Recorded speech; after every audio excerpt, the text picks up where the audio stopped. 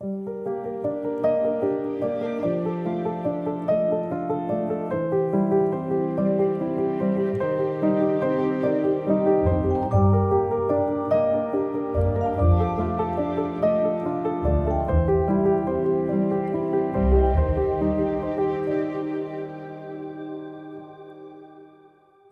Capitel es arquitecto, ha sido profesor de la Escuela de Arquitectura de Madrid durante muchos años, catedrático de la asignatura de proyectos, ha sido también profesor en otras muchas universidades fuera de España y bueno, pues ha tenido una larga y diríamos muy fructífera docencia en la Escuela de Arquitectura, que yo, como decía, pues tuve la fortuna de seguir muy de cerca pues hace ya algunos años. Junto a esta trayectoria docente tan brillante, ha mantenido una continua, sostenida labor de estudio, de investigación sobre la cultura, la arquitectura del siglo XX. Su tesis doctoral, que fue muy pertinente en ese momento, muy audaz, podríamos decir, sobre una figura entonces pues no tan, en fin, entendible por la sociedad como puede ser ahora, que era Luis Moya Blanco, que la dirigió Rafael Moneo, que nos acompaña esta tarde, pues a partir de ese momento pues hizo una larguísima e intensa trayectoria de investigación y de difusión en este campo de la arquitectura contemporánea. Y no solo como autor, porque también tuvo una tarea que quisiera destacar esta tarde, porque fue director por 2 periodos, además dos periodos muy relevantes, muy brillantes, de una revista tan importante para nuestra cultura como es la revista Arquitectura, que es el órgano del Colegio Oficial de Arquitectos de Madrid. Bien, como arquitecto, pues ha tenido también la oportunidad de intervenir en el patrimonio arquitectónico, cosa que le supuso algunos merecidos premios, y con esto también ha tenido una labor muy importante junto a la línea anteriormente citada, que es la de teórico de la restauración, de los valores y de los criterios de intervención en el patrimonio, y muy concretamente de algo que es muy importante, incluso a nivel docente en la escuela, que es el estudio de las vidas, de las biografías de los edificios. Su famoso libro Metamorfosis de los monumentos, donde desde un punto de vista disciplinarmente arquitectónico estudia la transformación de importantes monumentos, pues es un referente para estudiantes y para todos los que estamos interesados en esta cuestión del patrimonio, ¿no? En la cuestión del patrimonio también ha tenido cargos de responsabilidad en la administración, fue inspector general de monumentos del Ministerio de Cultura en un periodo también muy importante. Y bueno, pues ya digo, tenemos la suerte de contar esta tarde con él, que nos va a hablar de palacios, pero de palacios, como estamos viendo en esta imagen, en relación a arquitectos coetáneos. Y me parece muy pertinente este planteamiento, porque claro, a lo largo del curso vamos a hablar mucho de la singularidad de Antonio Palacios. El otro día ya empezamos. Y esa singularidad de Antonio Palacios también hay que entenderla, como todo, siempre del contexto del que parte. Entonces, tratar a Palacios en relación con estos arquitectos coetáneos nos va a revelar cómo esa singularidad también, en cierto modo, puede entenderse como representativa de un caldo de cultivo, de un estado de cosas, de ese momento en el que había esa necesidad de transformación, de renovación arquitectónica, que muchos arquitectos, por distintas vías, no siempre la misma, y muchas de ellas ajenas a lo mejor a una estricta reivindicación formal o de tipo de lenguaje arquitectónico, pues se estaban planteando con mucha importancia en España y en Europa. Y de eso pues nos va a tratar en esta conferencia. Antón Capitel, te quiero agradecer mucho que hayas querido participar en este ciclo, también en el catálogo de la exposición que se va a inaugurar en la primera semana de abril y bueno, no te quito más tiempo. Muchísimas gracias. Aníbal González y Manuel del Busto, Rucabado no, porque estudió en Barcelona, y Ana Sagasti estudió un poco después, unos años después que ellos, era cuando tenían de profesor a Vicente Lampérez.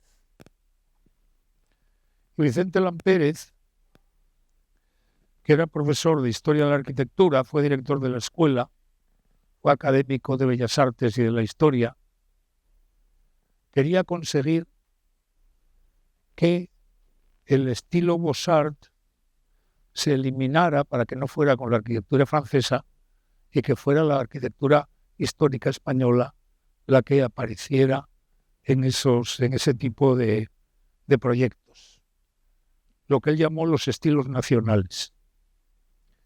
Y propagó esta cuestión de los estilos nacionales que competía con otros como Ricardo Velázquez Bosco, que era contrario a esa idea, que le interesaba mucho la escuela francesa, pero realmente puede decirse que, bueno, aquí está Lampérez en un retrato de Ramón Casas, tuvo el título de la escuela en 1885, hizo libros importantes y también fue restaurador de monumentos. Y una de las cosas que hizo fue esta fachada de la Catedral de Cuenca. Esta fachada, yo antes sabía sacar aquí el... No. Ah, sí, por el otro lado. Sí. Esto es el interior de la Catedral de Cuenca, que es auténtico, gótico auténtico, y esto es el invento que hace Lampérez de una fachada gótica derribando una barroca, lo cual, digamos, siguiendo las ideas de Viollet-le-Duc, ¿no? Lo cual le trajo verdaderamente muchos disgustos y no la llegó a acabar, pero bueno, ahí está, realmente.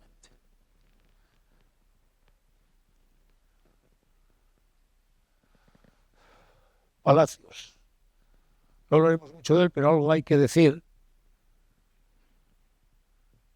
Era gallego, un gallego madrileño, nació en el 76, el título de 1900, fue alumno de Lampérez, fue alumno de Velázquez Bosco. Y realmente con Otamendi, pues empezó haciendo este edificio en el que estamos, que sí que es de los estilos nacionales. Es decir, que aquí él recoge más o menos el plateresco español y lo adecúa a este Palacio de Comunicaciones hoy convertido en ayuntamiento. La planta es una planta académica, como vemos ahí, con el eje de la plaza de Cibeles y todo lo demás simétrico en relación a ella, pero digamos que el terreno es suficientemente grande y caprichoso para que tuviera pues otros desarrollos por aquí diferentes. Es esa crujía que tapa la medianera y donde se hizo un pasaje muy conocido, pero en definitiva pues estos estilos nacionales estaban servidos todavía por los criterios académicos de la escuela francesa, bueno, y de la española ya, ¿no? Bueno, este edificio, que es una orgía decorativista, pero también tiene cuestiones muy importantes que se salen completamente del historicismo y del eclecticismo, como son estas grandes alturas, estas dobles y triples alturas, y también estas pasarelas que fueron construidas,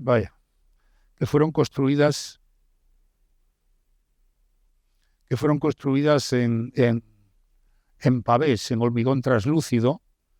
Es decir, que a pesar de este decorativismo y a pesar del españolismo y a pesar del academicismo, ya Palacios tenía aquí algunas incipientes cuestiones modernas, que es la espectacularidad del espacio y algunos materiales, como son estos del vidrio moldeado. Bien, realmente casi ni sería necesario poner esta diapositiva. Vemos que él trata los órdenes con una liberalidad absoluta, hace lo que quiere con ellos, los deforma, pone esas coronaciones como del Palacio de Monterrey. Y hace ese decorativismo muy grande y convierte este edificio pues, en un edificio muy importante para Madrid, que luego se ha convertido en el ayuntamiento. Yo siempre pensé que el Palacio de Comunicaciones se parecía a un ayuntamiento. Por eso me pareció muy bien que lo fuera finalmente. Y realmente cuando si algún extranjero va a Cibeles y pregunta por el ayuntamiento, dice, no lo ve usted, ahí está el ayuntamiento, con su torre del reloj. Bueno, este es un ejercicio pues muy muy ambicioso y muy logrado de este estilo nacional, de este neoplateresco, pero tratado con total liberalidad, tratado de una manera completamente personal. Y luego hace otro en esta misma, más o menos en esta misma línea, que es el Hospital de Jornaleros de San Francisco de Paula, también con Otamendi, en que volvemos a encontrar, digamos, esta operación españolista. Pero aquí sí que la planta es completamente académica, incluso esta académica que podríamos decir que parece del siglo XVIII. Es decir, con esta centralidad, el centro es un patio, los pabellones a 45 grados, los pabellones diferentes en las posturas ortogonales, con la iglesia aquí delante. Es decir, que aquí hay una planimetría completamente académica. Este es el patio. Y realmente podemos decir que se parece bastante, no se parece muchísimo, pero se parece bastante al Palacio de Comunicaciones, y en cualquier modo lo que les une pues esta intención de los estilos nacionales.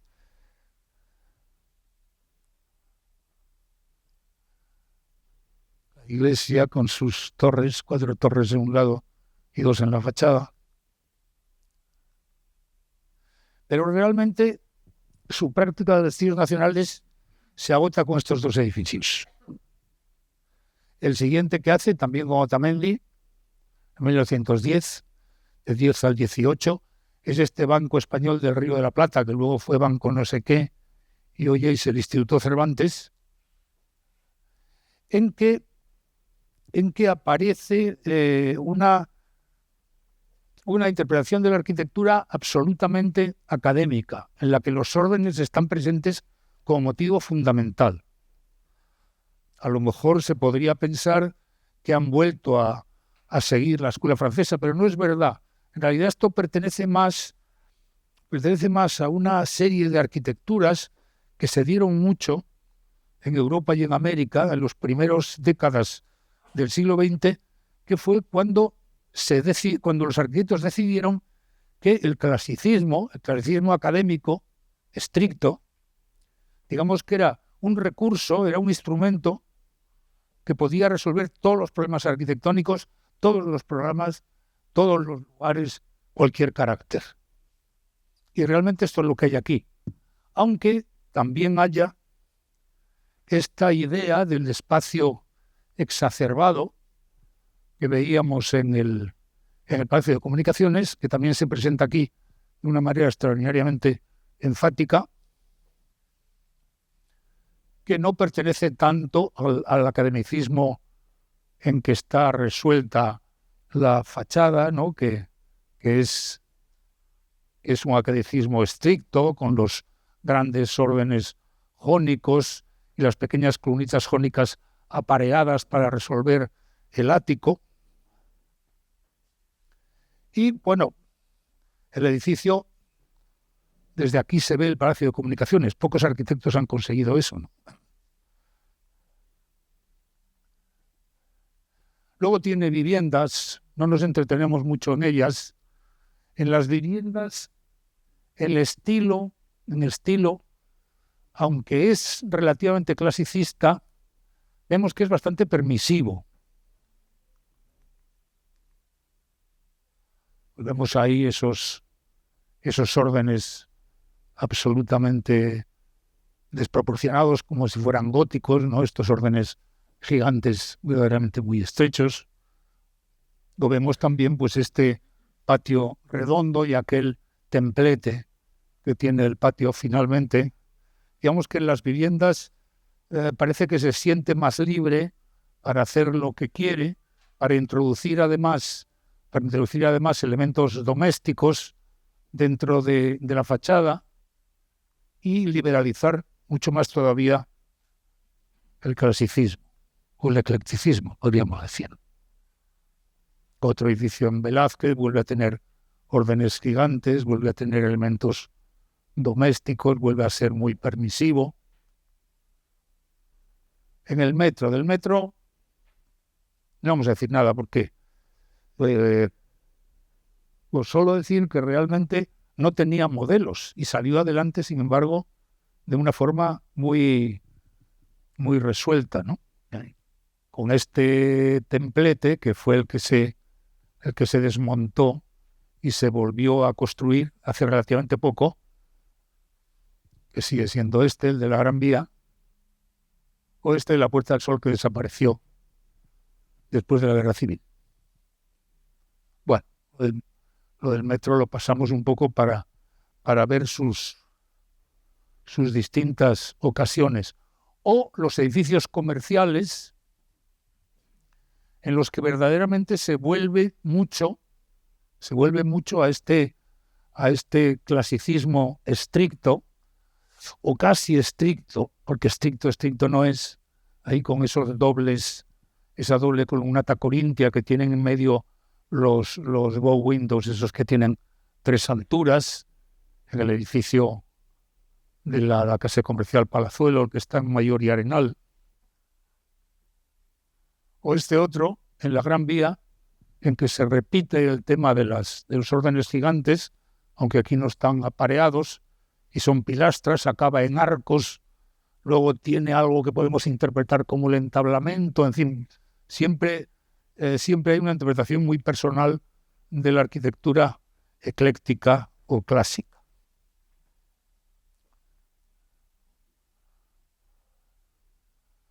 Este es un detalle del antiguo.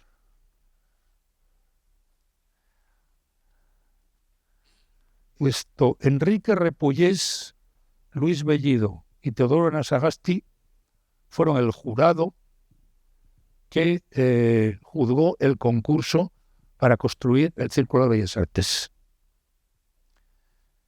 Y eliminaron a Palacios porque se pasaba de la altura y le dieron el premio a Zuazo y Fernández Quintanilla. Con este ejercicio académico más o menos convencional que tenemos aquí, que no está mal, les hubiera dicho que no está mal, pero vamos. Pero luego resulta pues que los socios del Círculo de Bellas Artes, que más conocían a Palacios, que era socio, etcétera, reaccionaron y dijeron que ni hablar, que tenía que construirlo Palacios, se impusieron y el edificio se construyó. Yo creo que por encima del ayuntamiento, esa va de altura, lo tiró para adelante y lo construyó, ¿no? Hizo este edificio muy curioso, que ya es del año 19 al 26, ya es bastante avanzado el siglo XX. Es de los primeros edificios del siglo XX que se declararon bien de interés cultural. Lo hizo Chueca, que adoraba a Palacios. Esta es una de las perspectivas que él hizo. La planta con el gran salón de baile, con el gran anfiteatro.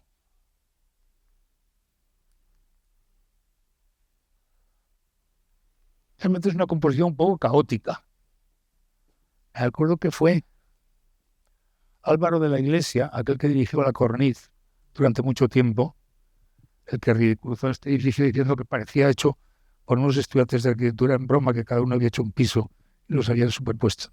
Pues, es verdad que tiene un poco de compositivamente caótico.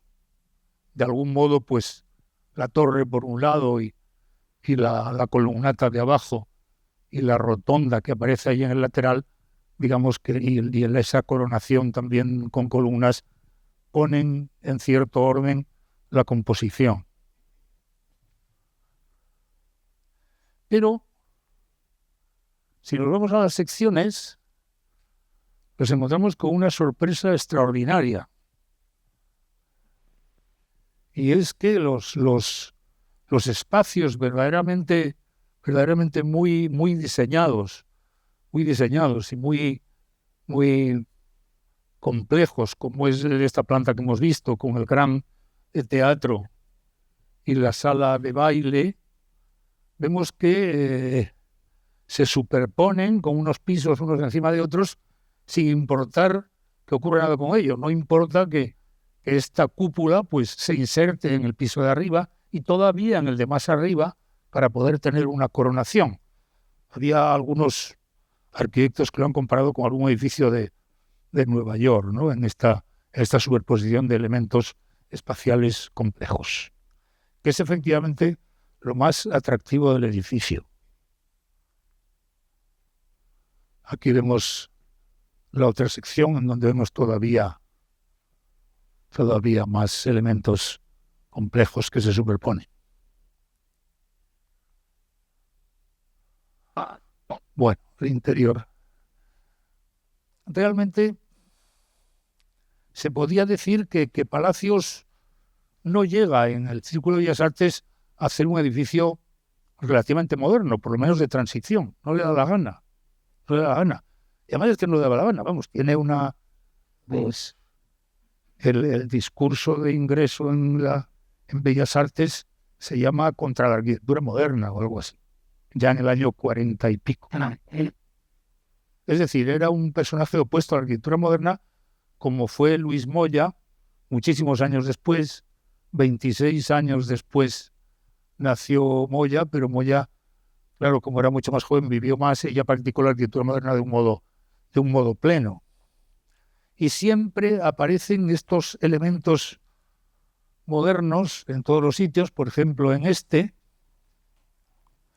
un edificio también de fachada académica con los órdenes, vaya, hombre, no se me releve.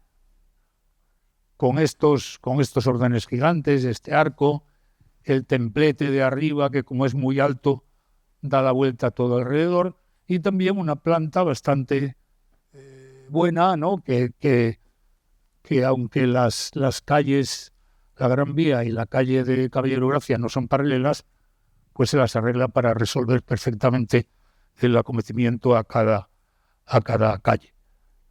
Y en el medio, como vemos bien, pues hay un elemento moderno, expresionista, podríamos decir, que está ahí incluso sacralizado por ese arco y que introduce aquí la arquitectura moderna, sin que él nunca quiera hacerlo plenamente. Bueno, bien. Esta es una pasada por Palacios que nos sirve de introducción. Como dije antes, Aníbal González y Manuel del Busto no fueron compañeros de carrera, pero eran de la misma época, se llevaron un año o lo que sea, convivieron en la escuela y tuvieron que conocerse, evidentemente. Aníbal González Álvarez Osorio, realmente título de la Escuela de Madrid de 1902, podría decirse que es el arquitecto más importante de los estilos nacionales, o de los estilos regionales, como también se les llamaba. Es decir, siempre los practicó. Hay una excepción, que es una casa Art Nouveau, relacionada más o menos con Domenico Montaner, es decir, una especie de lazo con Barcelona, pero que no se repitió. Y realmente pues edificó muchísimas casas en Sevilla hasta convertirse en uno de los arquitectos más importantes de la ciudad. Siempre con un eclecticismo españolista, bastante españolista y no españolista. Esto es españolista, pero esto no. Esto es más bien de raigambre académica.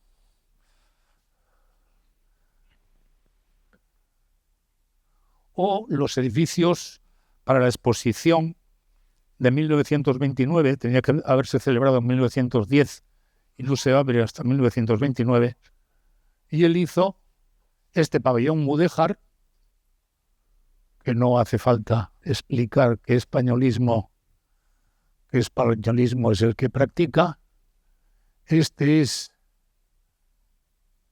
el pabellón real, con un goticismo bastante curioso. Yo no lo he encontrado, si esto está en alguna parte. Se podría ver un poco San Juan de los Reyes o algo así. Y luego su obra maestra, que fue la Plaza de España. Sí, la Plaza de España, que es su obra maestra y el monumento, digamos, más importante de los estilos españoles. Claro, todas estas cosas eran muy populares, porque la gente es muy conservadora. Entonces, si eran clasicistas, si eran eclécticos, si eran académicos, la gente encantada. Y realmente el edificio que más le gusta a la gente en España es la Plaza de España de Aníbal González, absolutamente, ¿no?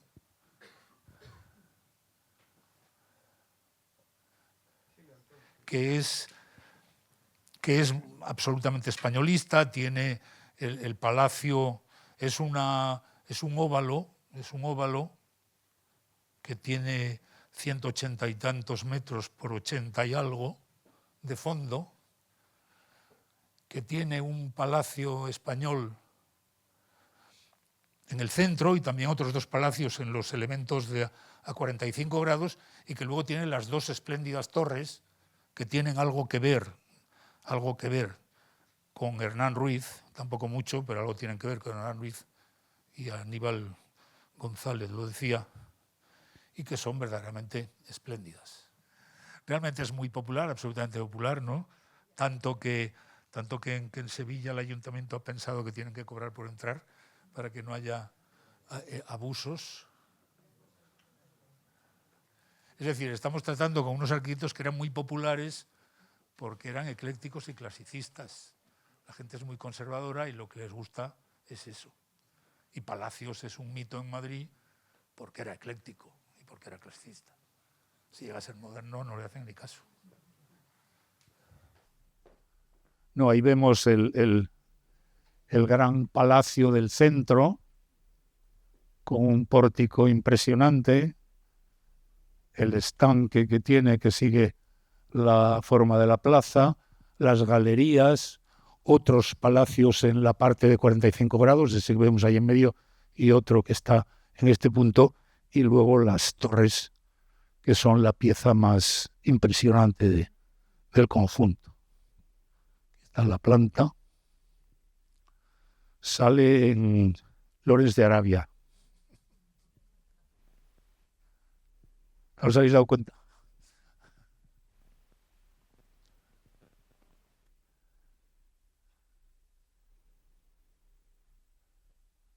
Bien. Es además tiene el ladrillo y la azulejería propia de lo español, es decir, que es, digamos que en este arquitecto y concretamente en esta obra maestra suya es donde se celebra verdaderamente el rito de los estilos nacionales más intenso que hubo en España en esta época.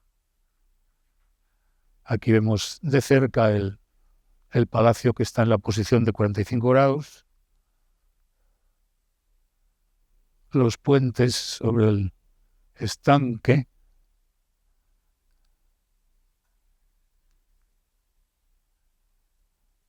no son tan desvaídas estas fotos, pero bueno, ¿qué se le va a hacer?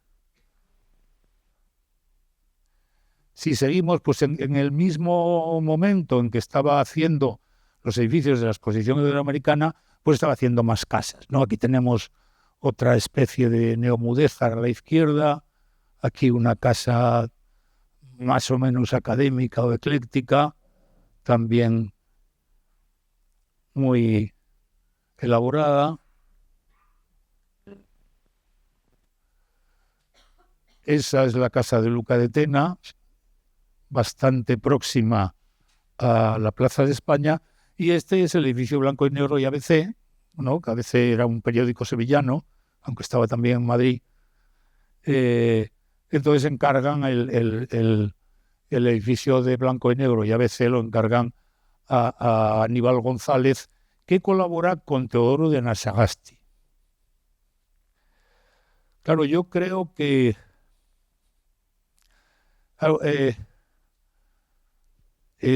Aníbal González muere en el año 29. Es decir, que podría haber conocido la arquitectura moderna, podría haber conocido, por ejemplo, la secesión vienesa, podría haber conocido el futurismo italiano y podría haber conocido a Le Corbusier, que ya en las primeras décadas del siglo ya era un moderno que salía en toda clase de publicaciones, ¿no? No creo que los conociera, En cualquier caso, no le influyen. Desde luego, en el año 29, cuando él muere, en Sevilla no había absolutamente ningún edificio moderno, solo estaban en Madrid. En Madrid, por ejemplo, pues estaba la casa de la calle Miguel Ángel, de Fernández Balbuena. Estaba también la casa en la calle Cedaceros de los hermanos de Ferrero. Estaba el Cine Europa en Bravo Murillo.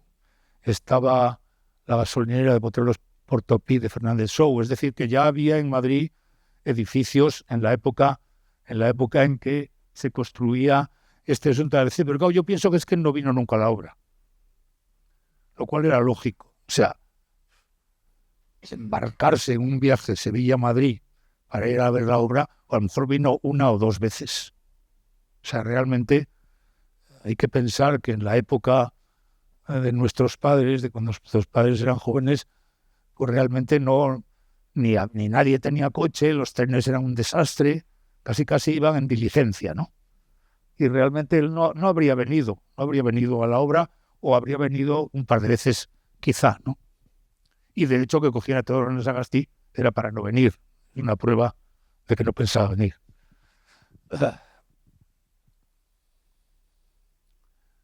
Una miniatura de esta capilla en el puente de Isabel II.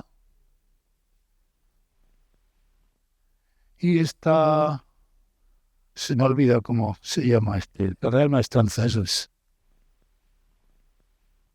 El Casino Arias Montano en Aracena, el edificio Logata Azul en Jerez de la Frontera, donde vemos que aquí ya él se relaja más, ¿no? Y pasa a practicar de una manera con mayor soltura unos elementos eclécticos, pero no tan ligados a estilos históricos, sino más libres.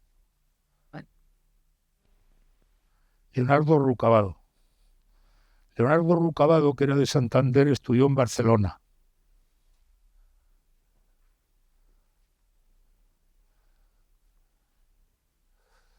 Y empezó a hacer arquitectura, pero realmente cuando fue conocido es cuando ganó este concurso, la Casa Española, de la Sociedad Española de Amigos del Arte, una casa para un noble de la montaña. La montaña, pues es esta cosa. Santander ahora se llama Cantabria, ¿no? Pero antes se llamaba La Montaña. O sea, Santander tiene muchos nombres. De soltera Santander, como decía un catalán. Y realmente, pues esta arquitectura se ve mal, con una vocación rural verdaderamente impresionante, ¿no? Con este carro de vacas aquí y el paisano con el palo. Aquí demuestra que él sabía hacer esta arquitectura que él inventa, la arquitectura montañesa, y que se pone bastante de moda en Cantabria, en Asturias y en el País Vasco, sobre todo. También en otros sitios, porque en Madrid incluso hay chalets de estos de estilo montañés. Pero sobre todo en estos sitios. Y él hace, pues alguno la casuca, que es el más famoso de él, realmente una planta muy rígida, muy académica, se podría decir, pero que es pintoresca porque tiene la torre, ¿no? La torre convierte al volumen en un volumen pintoresco, aunque la planta sea bastante académica. Casas en Bilbao, que son estas.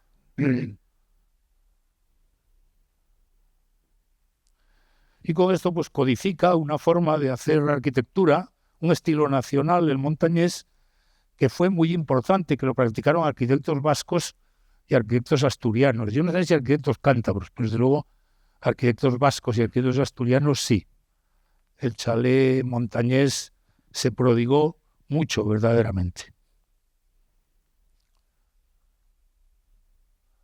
Pero más adelante, Rucabado hizo algunas cosas más complejas, como es esta casa de pisos en la Plaza de Canalejas en Madrid. Su casa es esta, su casa es esta. Su casa llega hasta aquí. Este edificio ya existía, pero cuenta con él para hacer pandán y para hacer un volumen de carácter urbano, con este decorativismo extraordinario, muy ecléctico. Aquí ya no estamos en el estilo montañés en absoluto, estamos en un eclecticismo que ni siquiera es españolista, y realmente pues nos dejó este edificio muy brillante. Aquí lo tenemos en Madrid. Murió en 1918.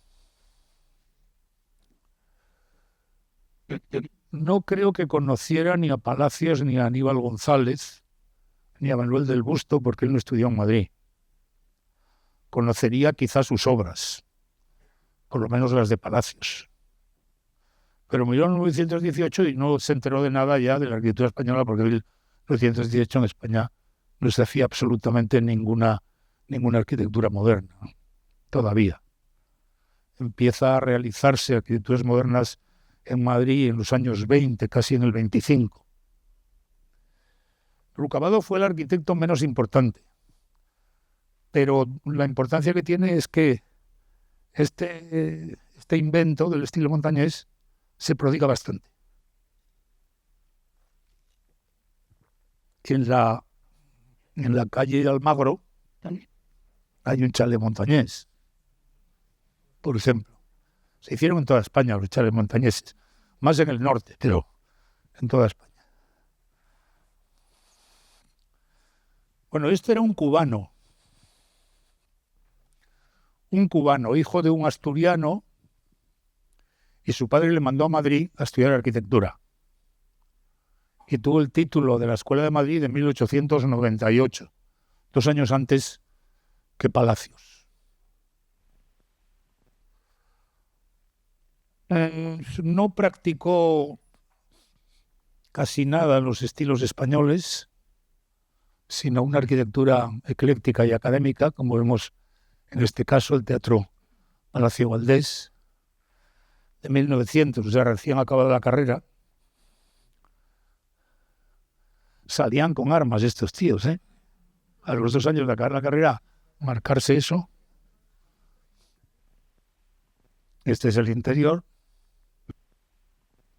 Y este es uno de los muchos edificios de viviendas que hizo en Oviedo y en Gijón. Él, cuando acabó la carrera, se fue a residir a Gijón, pero trabajó para todo Asturias. Realmente era uno de los arquitectos más prestigiados de la región en aquellos años.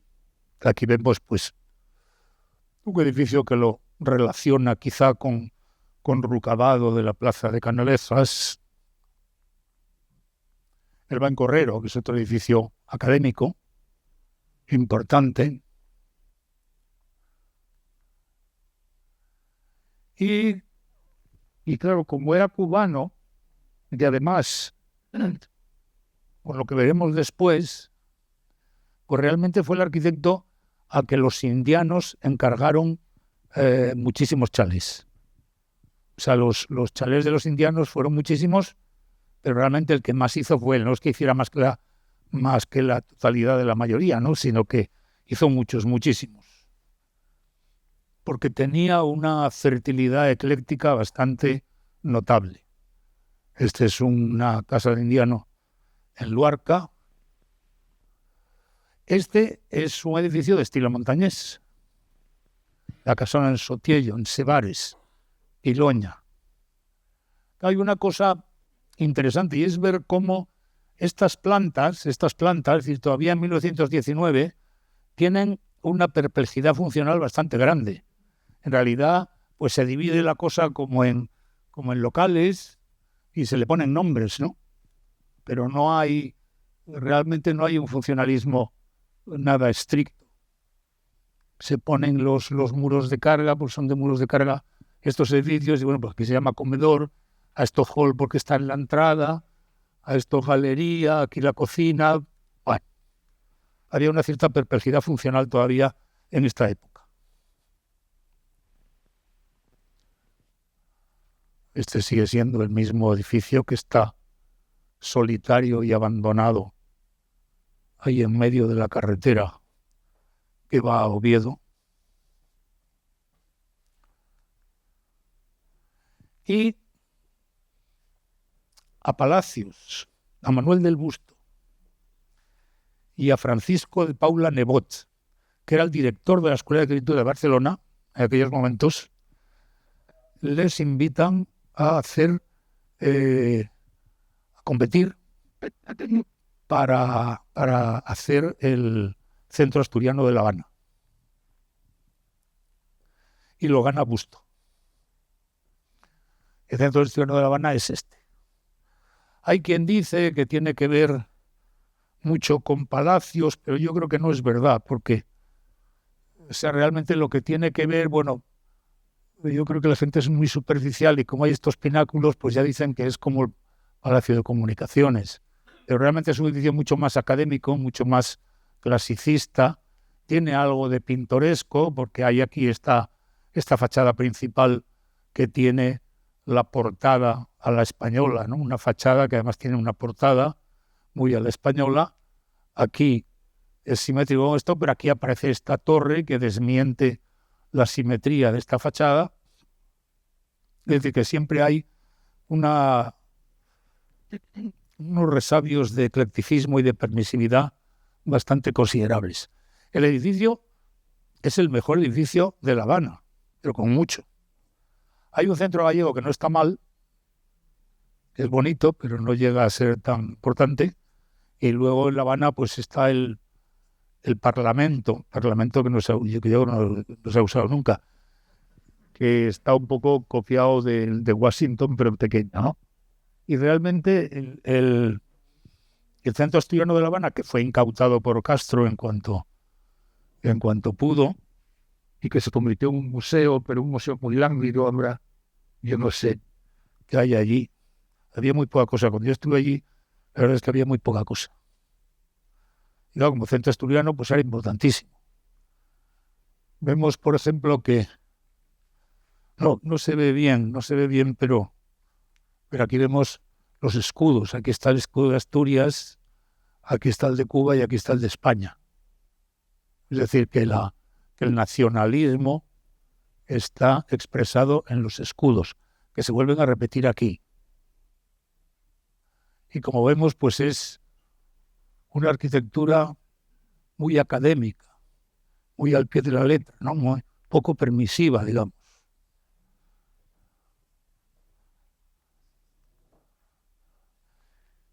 Y luego, como esto se le perdió esos pirindolos, pues ahora ya no tiene tanto parecido con lo de Palacios. Realmente la comparación con Palacios es un poco forzada, lo dicen algunos ensayistas, pero yo creo que es forzada.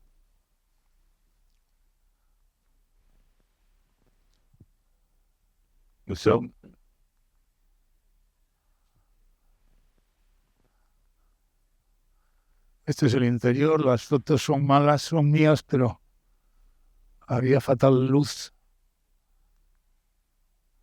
Estas son mejores, de un libro, Salón de Baile. O sea, el centro de La Habana pues era un casino. Era un casino con bailes y celebraciones y todo eso.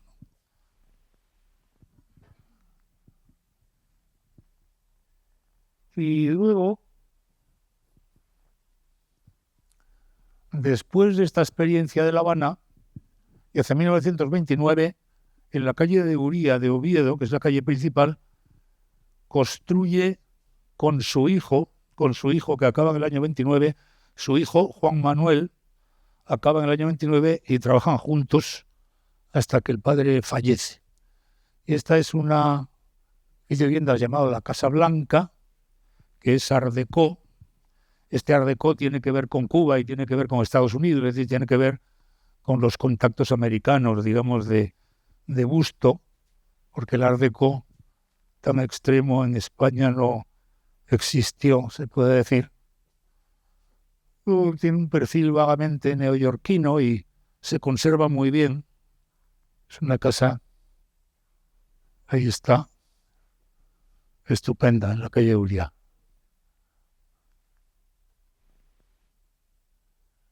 Luego hace chalés de Indiano, aquí pongo solo uno, pero otro semigemelo, que son muy eclécticos, como vemos en los alzados, pero lo que son ya es funcionalistas. O sea, que está la cocina, el office, el comedor, el hall, el despacho, las habitaciones de dormir con los baños en el medio, es decir, que aquí ya existía el funcionalismo, aunque tengan este aspecto un poco grotesco incluso.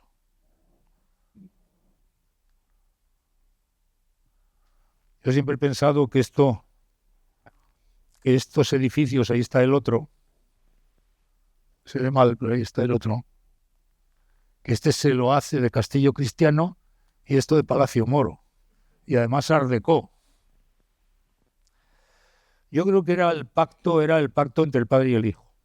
El hijo es un moderno y el padre es un académico, que poco a poco se va convirtiendo en moderno. Y aquí pues hacen un pacto que es un poco exagerado. Otro edificio Art Deco de Gijón, muy insistente en la figuración de Art Deco y con una planta muy convencional, como vemos ahí. Tienen muchos de estos edificios, tienen muchísimos en Gijón, en Oviedo, Art Deco, muchísimos. Y un cine de 1934, muy bonito, racionalista con un toque de expresionismo, que es lo clásico de la modernidad española de los años 20 y 30, ¿no? Racionalismo con un toque de expresionismo. Un edificio, un cine que estaba en la calle Uría también y que desapareció. Aquí se puede ver el interés que tiene la sección. Este es el vestíbulo y esta es la sala. Aquí vemos que realmente se ha convertido ya en unos modernos.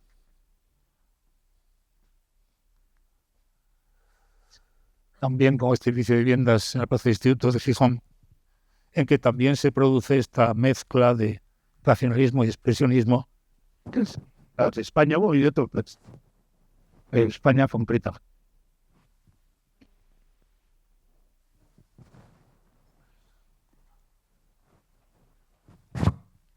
Perdón. También en un estilo más expresionista y en parte Art Deco, construyen esta estación de autobuses ya en 1939, o sea, después de la guerra, cuando todavía no les han dicho que tienen que ser académicos, porque luego lo son, luego les deben de llamar la atención y se convierten en académicos de nuevo. Y también este café de Endurra, en la Plaza de Begoña, verdaderamente muy curioso. Bueno, el de Busto muere en el año 45, Busto padre, y Juan Manuel del Busto continúa trabajando con otro arquitecto hasta el año 60 y mucho, en que fallece también.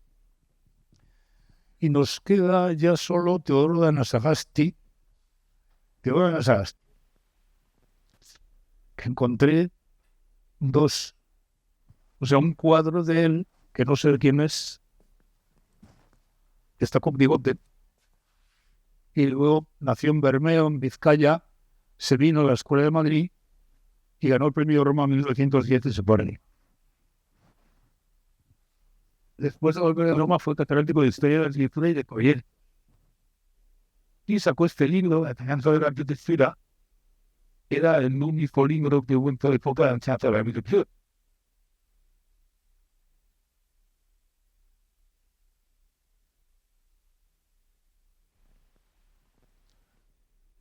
Fue un profesor muy querido en la escuela.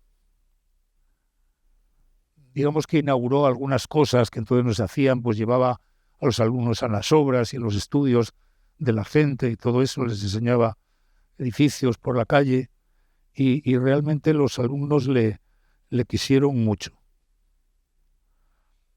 Pero bueno, nos estamos adelantando porque aquí hace este Congreso de los Diputados en estilo Beaux-Arts completamente para ganar el premio de Roma, lo gana y se va a Roma 2 años, me parece.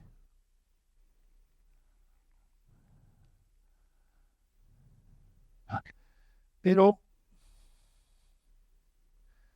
le dio también por una vena romántica, bastante curiosa. Cementerio Ideal.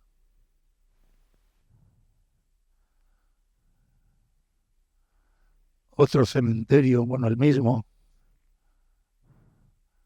Templo del Dolor, o sea, ya hasta los temas son completamente románticos. O la Villa del César.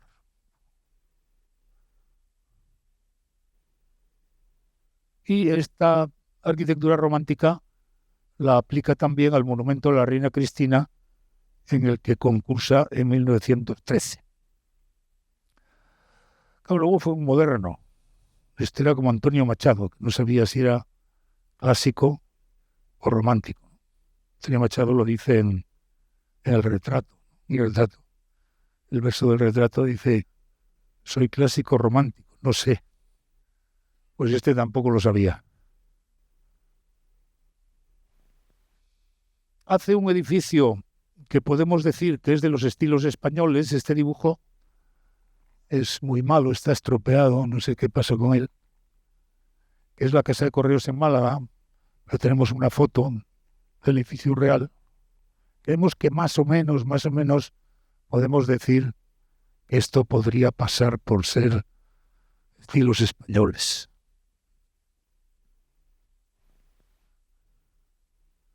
Hace el Real Cinema, un edificio ecléctico.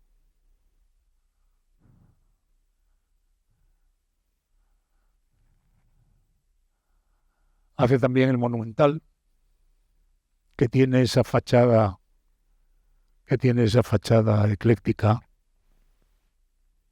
y sin embargo tiene un interior no solo por la disposición, pero también por la disposición del interior y sobre todo la aparición de los elementos de hormigón armado en el interior, pues es una operación de bastante modernidad. Tampoco no se entiende bien por qué proponiendo esta idea de estructura resistente de hormigón como el material figurativo fundamental de la sala, no se sabe por qué hace esta fachada tan convencional. Porque solo 1 o 2 años después empieza a hacer edificios, esto sigue siendo el Monumental, edificios influidos por la secesión vienesa, sobre todo el Teatro Cine Pavón, en que la fachada es completamente secesión vienesa y que en el interior tiene también la estructura de hormigón.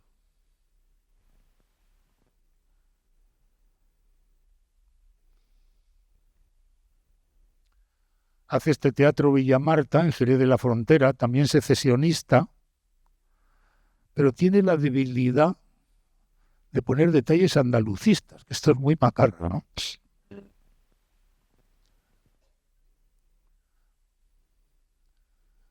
Que si estás haciendo pues una cosa de tipo secesionista, no viene a cuento que metas ese folclore ahí.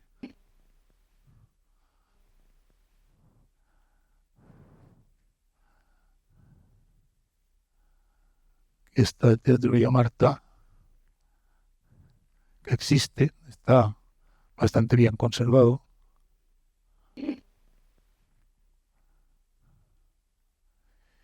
Y luego hace la Fundación Rodríguez Acosta, que es un edificio de autor muy discutido,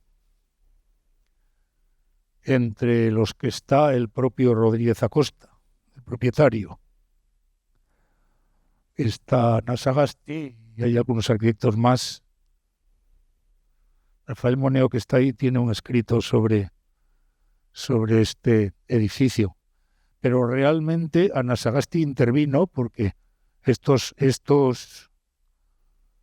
sección, por ejemplo, es de Anasagasti, está firmada, y todas estas, además doy fe, porque las tengo yo. Me regaló estos dibujos el hijo de Anasagasti. Es decir, que intervino también, pero bueno, que se conoce que ha sido una obra, pues, de varias personas. Muy ecléctica en algunos aspectos, pero también, pues, bastante moderna en otros, ¿no? Bastante lograda.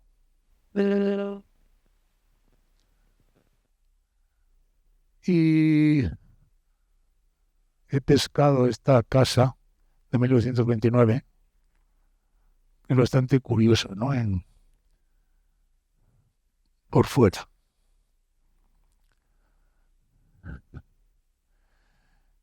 El edificio Madrid-París lo hizo López Salaberry, que era el suegro de Anasagasti. Y lo hizo también con él. El edificio empezó siendo así, como vemos aquí a la izquierda, y luego se duplicó y se construyó esto, que lo hizo ya Anasagasti y López Salaberry. Pero lo más interesante de este edificio es el cine Madrid-París. Yo me acuerdo de niño del cine imperial. Se llamaba, después de la guerra, le llamaron cine imperial. Y lo pusieron a estilo Remordimiento, una cosa horrenda. Pero duró mucho este cine ahí en la Gran Vía. Un cine bastante bonito.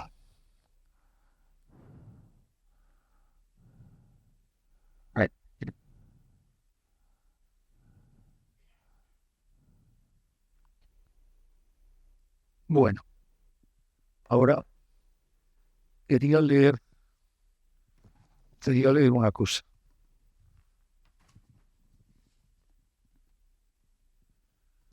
Teodoro de Anasagasti, republicano y que vivió la guerra civil en Madrid, fue el jefe del equipo encargado de la protección de los monumentos madrileños contra los efectos de los bombardeos.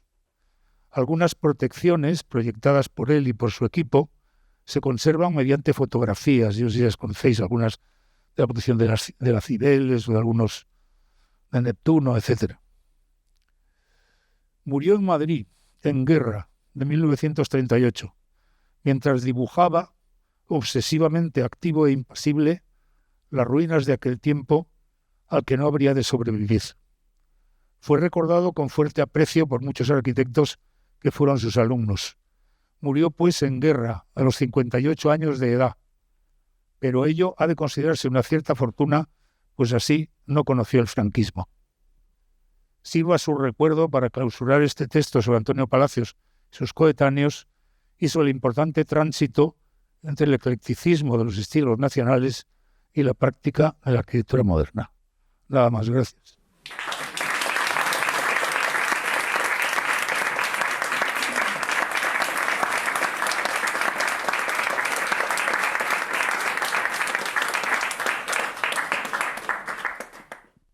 si queréis decir algo o preguntar algo o protestar de algo,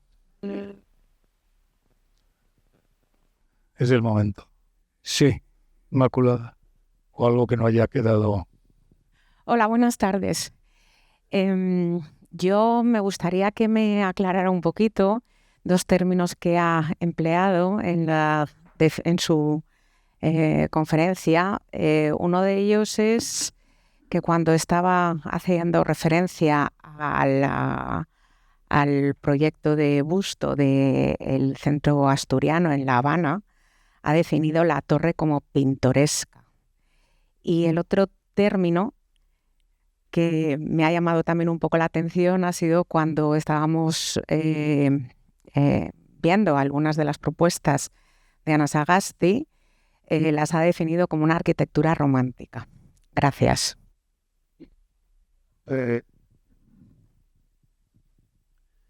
Lo primero que era, perdona, sí, lo pintoresco en el Centro Asturiano de La Habana. Bueno, porque tiene unas fachadas completamente académicas y simétricas, y de pronto en una esquina surge una torre más alta. Eso es a lo que me refiero con pintoresco. Es un recurso pintoresco el de romper la forma académica para animarla un poco y hacerlo más pictórico. Por eso se llama pintoresco. Y el romanticismo, bueno, el romanticismo es que estas cosas, bueno, ¿cómo les vamos a llamar si no les llamamos románticas? Romántico, incluso esto es bastante romántico, esto. Absolutamente romántico y también pintoresco.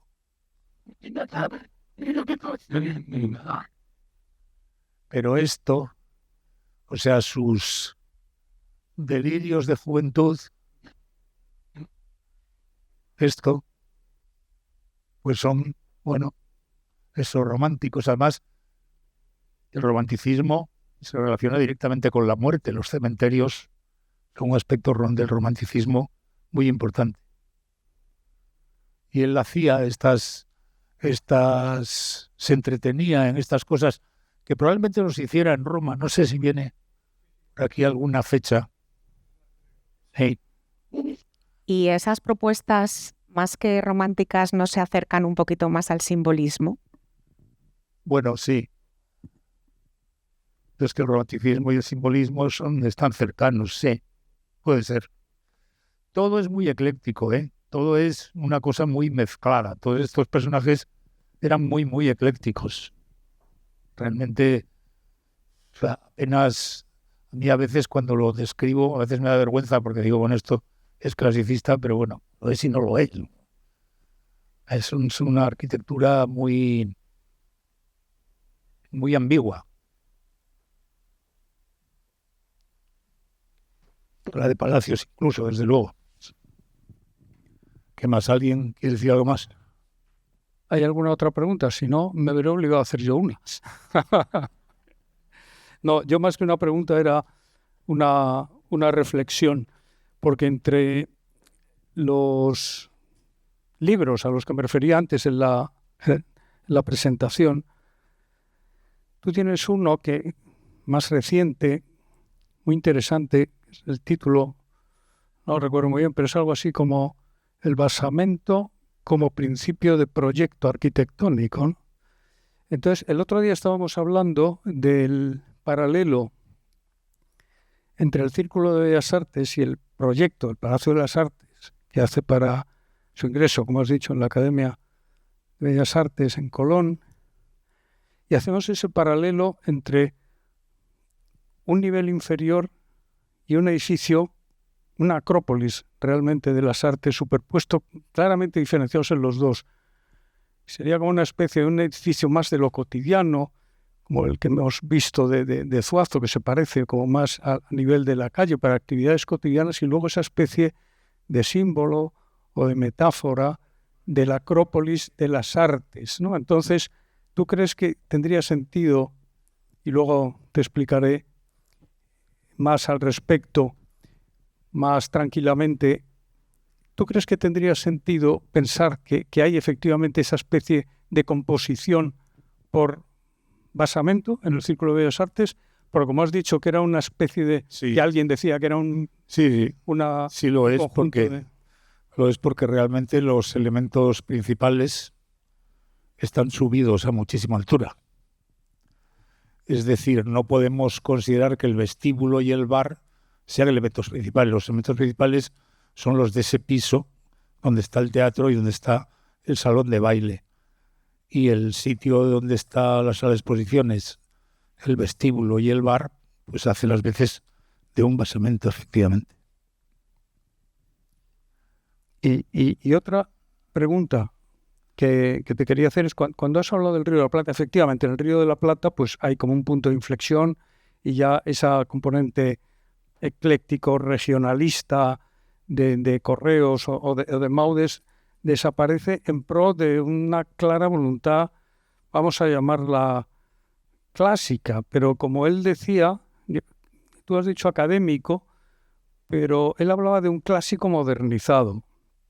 Un clásico, desde luego, absolutamente heterodoxo, porque las columnas, pues, absolutamente libres, un orden jónico sobre el que apoya una especie de entablamento dórico, donde las ventanas son las metopas, en fin, como él decía, un clásico modernizado que es lo que él luego va a querer aplicar a todos sus edificios de Madrid, a su reforma de la Puerta del Sol, en fin.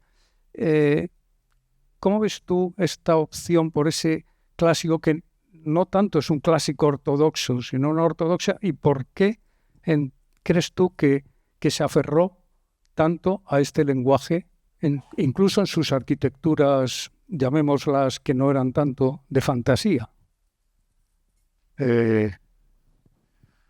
Bueno, yo creo, no es muy puro, efectivamente.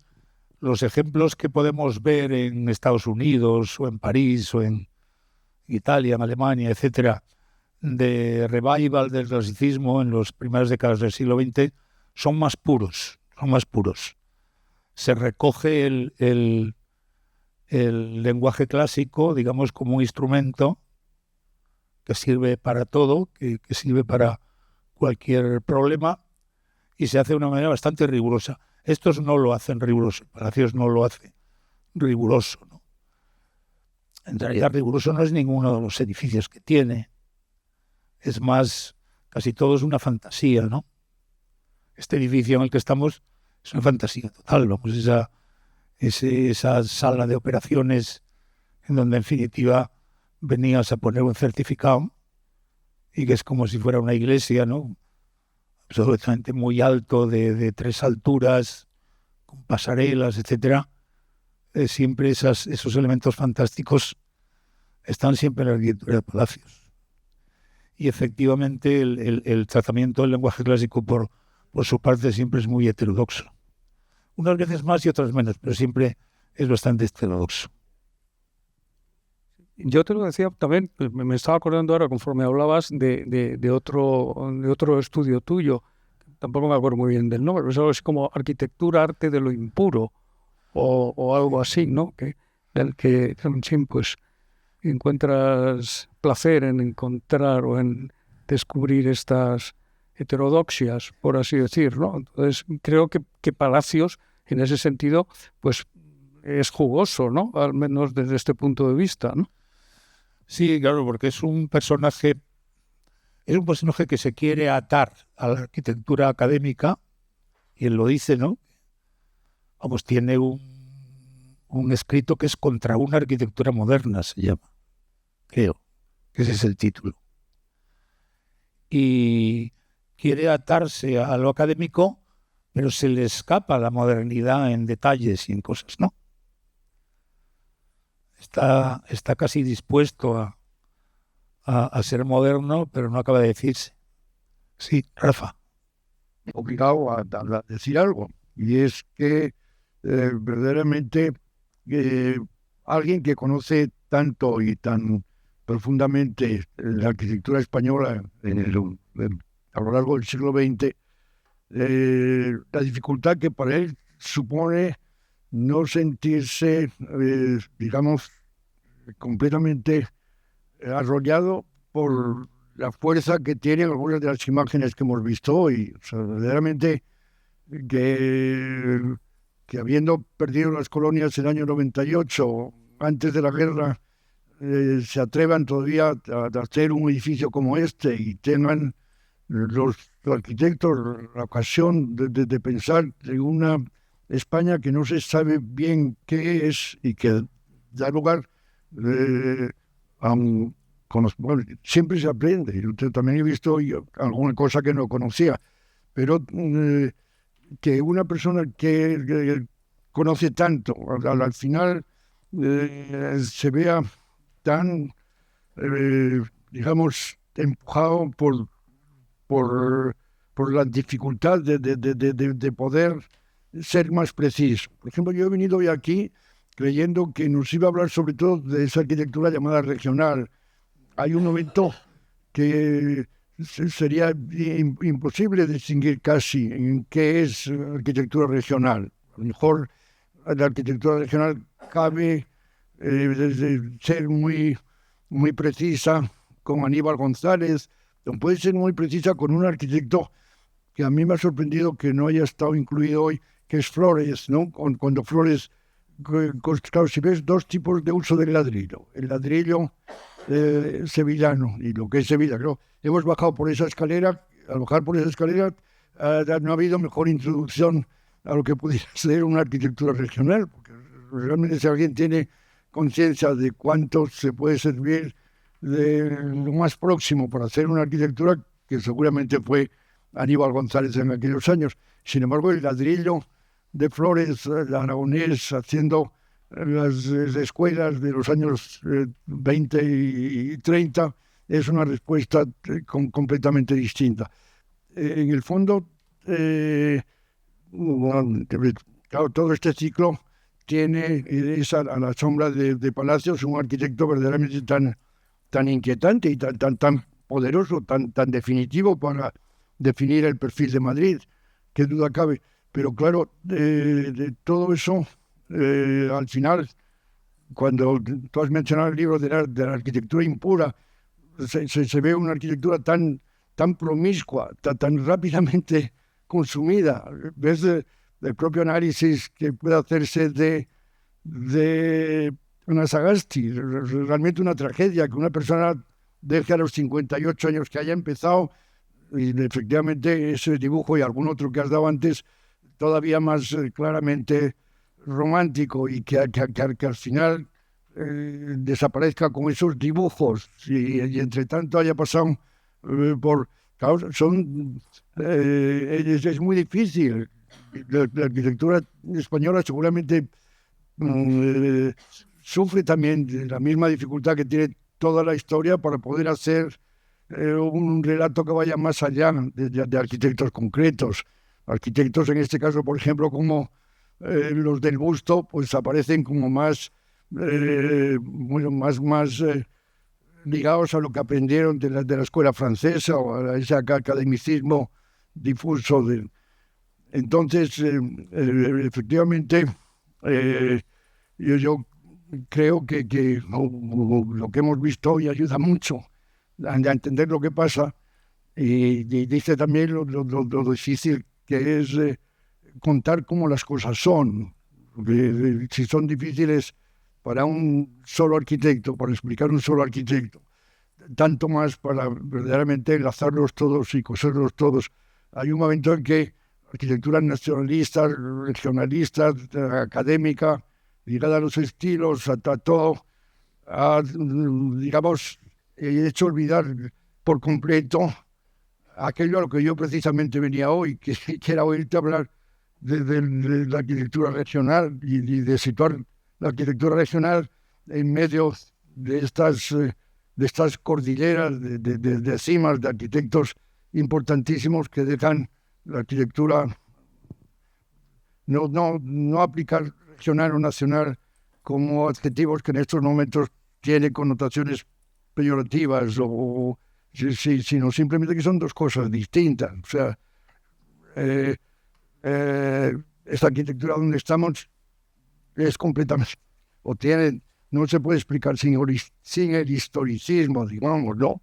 Y sin embargo, a esta no podríamos aplicarle tanto la idea de regional a este edificio concreto de Palacios. Pero bueno, yo la verdad es que tanto para quienes nos vivimos inmersos en esto como para quienes en la audiencia no sepan tanto, la clase, vamos, o la conferencia o todo lo que nos ha mostrado hoy Antón Capitel muestra efectivamente una España que no sé si es igualmente tan rica en todas las disciplinas de la cultura, pero que en arquitectura ofrece un panorama todavía por descifrar. Todavía hay campo para que los estudiosos se entretengan en ver, y hay mucho que ver tras de esto. El caso de Ana Sagasti, por ejemplo, es verdaderamente trágico con la última imagen que nos has enseñado, ¿no? Que es la esquina, me parece, del edificio del Ministerio de Fomento, desaparecida, cuando hay algo tan optimista en esa visión mediterránea romana del mundo que estamos viendo ahí encima.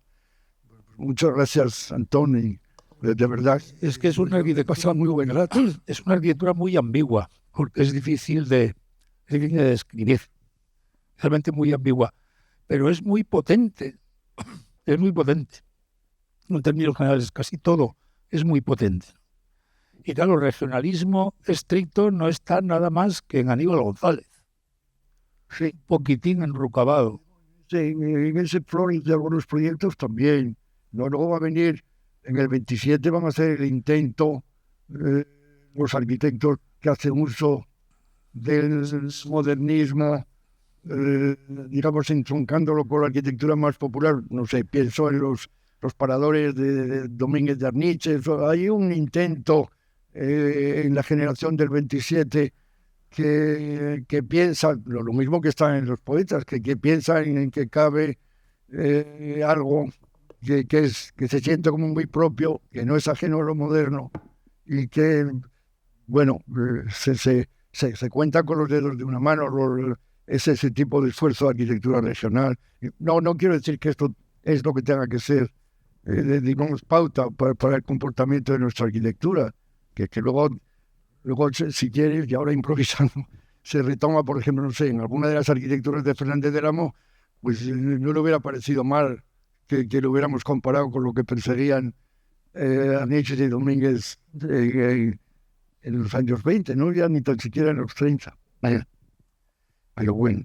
Una cosa que no tiene mucho que ver, pero que se me ha olvidado, es comentar que en realidad Vicente Lampérez era un arquitecto de la generación del 98, claro, que quiere reivindicar lo español después del desastre, de la pérdida del imperio. Seguro que tiene que haber más personajes que son de la generación del 98, además de los literatos, vamos, que son los que hemos conocido siempre, ¿no? Pero la operación de Lampérez es una operación 98ista típica. Que no le siguen mucho. Él se muere pronto y no se entera de que no le siguen mucho.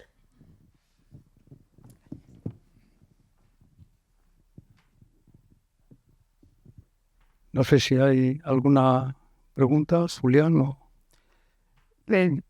Ahora que hablas, Antón, de Lampérez, claro, yo me pregunto si esa búsqueda de una arquitectura nacional, claro, no, el desastre del 98 colaboró, pero no venía de más atrás, de cuando el arquitecto por primera vez se encuentra sin un estilo en el que naturalmente expresarse, y son conscientes de ello y lo dicen, entonces empiezan a buscar, aparte ya de la cuestión del romanticismo y eso, pero empiezan a buscar un estilo apoyado muchas veces en progreso tipológico, en progreso constructivo, de nuevos materiales, nuevos. Y claro, Domènech i Muntaner, por ejemplo, tiene ya un escrito muy interesante que se llama Hacia una arquitectura nacional, que no es una arquitectura catalana, es una arquitectura hecha de como explica, pues un poco de los pozos de lo que era la historia de la arquitectura española, ¿no? Efectivamente, Lampérez bebe de esto, ¿no? Y lo que propugna precisamente con sus dos apóstoles, por así decir, que son los dos arquitectos que has citado, Rocabado y Aníbal González, les empuja como teórico a la renovación de una arquitectura nacional, en cierto modo muy amparada en los ropaces.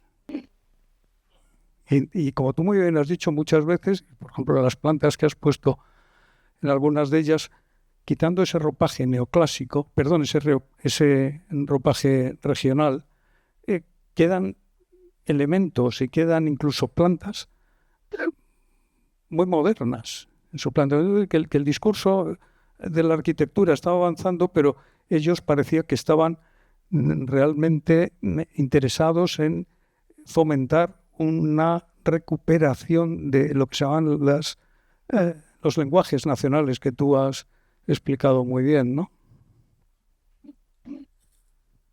Bueno, yo creo que ya no tenemos tiempo para... Si hubiera alguna pregunta, Álvaro Bonet. Llevo... Simplemente me gustaría hacer una duda, porque yo me lo he planteado muchas veces, sobre la comparación entre Maudes y el Palacio de Comunicaciones. Siempre he oído que Maudes es como el hermano pequeño o algo así del Palacio de Comunicaciones, pero si nos fijamos detenidamente, en Maudes no hay una sola pieza escultórica en toda la decoración. O sea, quiero decir, o mejor dicho, en la ausencia de ella, porque no hay decoración más que la cerámica de Zuloaga. Entonces me pregunto por qué asimilamos los dos edificios como con un parentesco, no sé si es por la volumetría o por el juego de las torres, pero desde luego, en detalle, la composición de la fachada parece que son antagónicas. Porque los dos son españolistas, ¿no? Son bastante diferentes, efectivamente. Incluso hay esa cosa de planta radical que parece del siglo XVIII, del Hospital de Maudes, que este edificio no la tiene, ¿no? Tampoco podía tenerla. O sea, realmente él opera sobre una manzana y entonces esa manzana viene como al dedo el hacer ese tipo de planta. Pero los dos son españolistas y luego ya no hacen más, ya no hacemos españolismo Palacios. Muchísimas gracias.